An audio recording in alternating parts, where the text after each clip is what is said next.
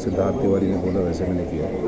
और सी acting is all about आपका मन क्या बोलता है, जो मन आपका बोलता है आप सामने स्क्रीन पे लेकर आते हैं, तो वो प्योरिटी से होना चाहिए, प्योर होना चाहिए, जब आए तो लोगों को सच्चा लगना चाहिए। That's what I think. क्योंकि मैम आपसे जानना चाहिए कि कई बार जब ऐसे माइथोलॉजिकल प्रोग्राम्स आते हैं तो पहले जो पहले आ चुके हैं उनसे ज़्यादा कंपेयर करते हैं कि वो ज़्यादा अच्छा था, उसमें इतना म्यूज़िक नहीं था और बहुत अच्छे डायलॉग्स थे। आज टेक्नोलॉजी ज़्यादा बढ़ गई, 3D डाल देते हैं तो जनता वो जब कंपैरिजन हो जाता है तो वो मानते नहीं है। अब ये चलो हो गया सो हो गया, लेकिन हमारे टाइम का बहुत अच्छा था, तो उसमें क्या कहना चाहिए? एक्चुअली जो वो टाइम था वो भी बहुत अच्छा था, उसके भी कुछ पॉजिटिव थे कुछ नेगेटिव थे, जो कभी कभार बहुत स्लो हो जाता था। कुछ चीज़ें हैं, अब ये लोगों के ऊपर है किस तरीके से वो किस चीज़ को कंसीव करते हैं। और अब नया श्री कृष्ण, जो नया बाल कृष्ण आप देखोगे उसमें कुछ नई चीज़ें होंगी।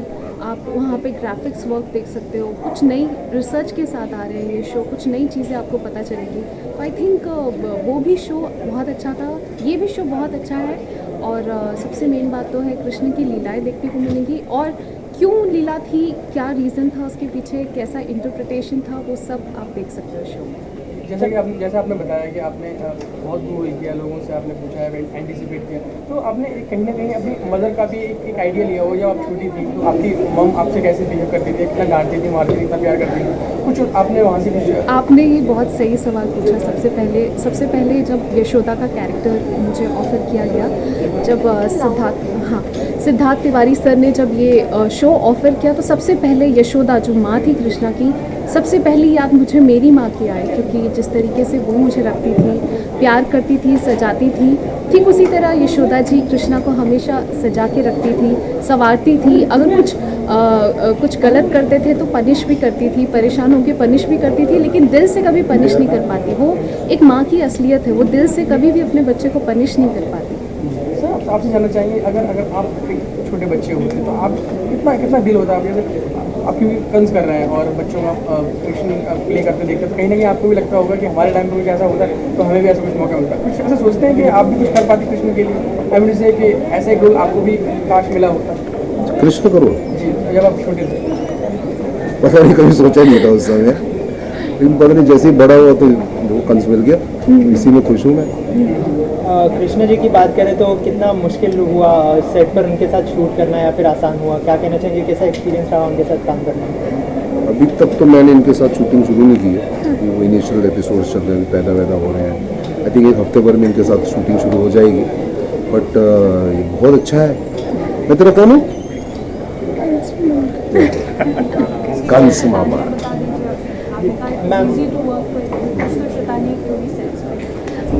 बहुत शैतानियाँ करता है जेवल, सही में बहुत बड़ा मस्तीखोर है। जिस तरह से कृष्णा थे, I think he is close to it. And मैं अभी तक हमने शूट जो भी किया, जैसे कि हमने प्रोमो शूट किया तो उसे हॉर्स राइडिंग करनी थी, तो वो हर टेक के बाद कह रहा था कि नहीं मुझे हॉर्स राइडिंग करनी है, नहीं मुझे हॉर्स राइडिंग करनी है। तो बच्चे हैं, थोड़ा सा उनका मानना पड़ता है, थोड़ा सा अपना मनवाना पड़ता है, और इस तरीके से काम होता है। खैर मेरा रिलेशन जेवल के साथ बहुत प्यारा है, वो सारे सेट पे सबके सामने मुझे मैया कहता है और मुझे बहुत क्यूट लगता है। अच्छा, शूट के बाद आप ये जो आपने धारण किया हुआ है यशोदा मैया का जो गेटअप लिया, वो ये घर पे भी ले जाती थी, आप घर पे भी बिहेव करती थी यशोदा मैया के साथ मतलब के जैसे? एक्चुअली अगर आप कैरेक्टर में घुसे तो डेफिनेटली आई थिंक वो स्टेज भी आ जाएगा।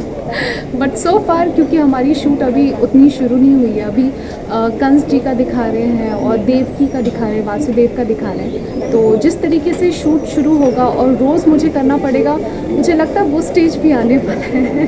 क्योंकि इतने कृष्णा टेलीकास्ट हो चुके हैं, आपकी अपनी आइडल कौन सी रही है? जो अगर सारी जितनी यशोदा मैया की बात की है कि वो वाली थी, वो बहुत क्लोज थी यशोदा मैया की, तो कौन है आपकी आइडल जो आप हमें रिवाइव कराना चाहें, रिकॉल कराना चाहें कि वो आप जिन्हें समझती हैं?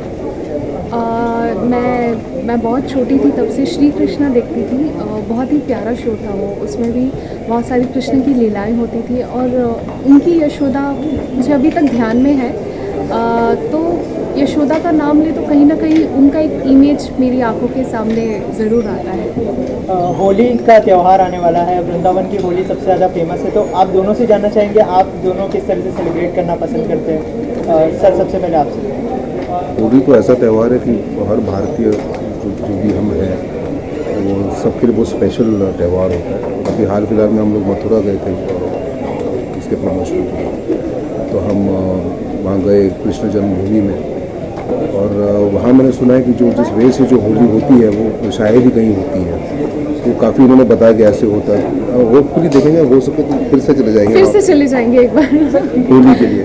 आप कंस प्ले कर रहे हैं, जैसे मैं आपसे बार बार ये कह रहा हूँ, जहाँ हम सभी जानते हैं, ये कोई एडवाइस अगर कंस को देना चाहे, अगर वो आपसे मिले कि आप ये बड़ा गलत करते थे, या ये चीज़ तुम्हारी बड़ी सही थी, तो क्या करिए वो एक अच्छी चीज़ है। देखा जाए ना, कुछ लोग होते हैं जो काफ़ी सेल्फिश होते हैं, तो मेरे हिसाब से कंस मामा हुई थे, बहुत प्यार करते थे देवकी से, जब तक वो आकाशवाणी हुई नहीं की तरह इसका 8वां पुत्र तेरा वध करेगा, तब तक ही was very good to Dev. जहाँ से वो उसकी बात हुई कि मुझे मारने वाला आ रहा है, वहाँ से वो बदला। खैर गलत थे ही स्टार्ट टू एंड, तभी तो वध हुआ उनका, तभी तो उनको स्वयं आना पड़ा कंस का वध करने के लिए। ये पूरा इसलिए तो आए। मैम आपसे भी वही सवाल पूछना चाहूँगा, आप किस तरह से सेलिब्रेट करना पसंद करती हैं होली? कोई बचपन की यादें जो शेयर करना चाहें होली को लेकर?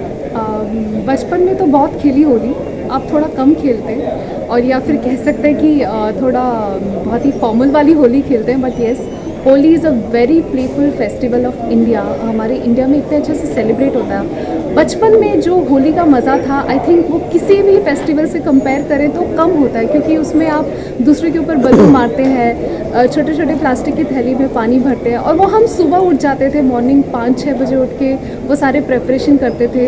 मेरे 2 बड़े भाई हैं, उनके साथ हम लोग बहुत मस्ती करते थे, कई बार तो अंडा भी मार देते थे किसी के सर पे। तो बहुत सारे इंसिडेंट्स होते थे, बहुत कुछ खाने को मिलता था, किसी के भी घर पे जाओ तो स्वीट खाने को मिलता था। तो वो एक ऐसा ओकेजन था जिसके लिए मैं वेट करती थी कि होली कब है। जैसे गब्बर पूछता था ना कि होली कब है, उस तरीके से मैं भी पूछती थी कि होली कब है, कब आने वाली है। और इस साल की बात करें तो इस साल किस तरह से सेलिब्रेट किया जाएगा, क्योंकि इस बार तो ऑन सेट शायद होगा, तो हाँ शायद वही लग रहा है हमको। तो ऑन सेट किस तरह से सेलिब्रेट करने वाले हैं सोचा इस बार? वैसे देखा जाए तो हमें जो स्वास्थ्य प्रोडक्शन उनकी होली पार्टी बड़ी कमाल की होती है, तो आई थिंक हम लोग वहाँ शिफ्ट करवा देंगे। इनकी जो पार्टी यहाँ होती है वो उमर गाँव में करवा देंगे, जहाँ हम शूट करते हैं। जिनको भी पार्टी करना है हमारे उमर हाँ गाँव में। उधर आ जाएंगे। तो होली ऑफ सेट रहेगी या ऑन सेट रहेगी? आई थिंक पता नहीं, अभी आई थिंक ऑफ सेट तो है ही है, ऑन सेट पता नहीं। अच्छा, जाते जाते एक ऑडियंस के लिए विश हो जाए होली के लिए, आप बोले। आप दोनों। अच्छा, हम दोनों साथ में बोल देते हैं। बाल कृष्ण की तरफ से हाँ, हमारे सारे दर्शकों को होली की होली शुभकामनाएं। की ढेर सारी शुभकामनाएं। हैप्पी होली बोलो। बोलो happy Holi. Thank you so much. Thank you. Welcome.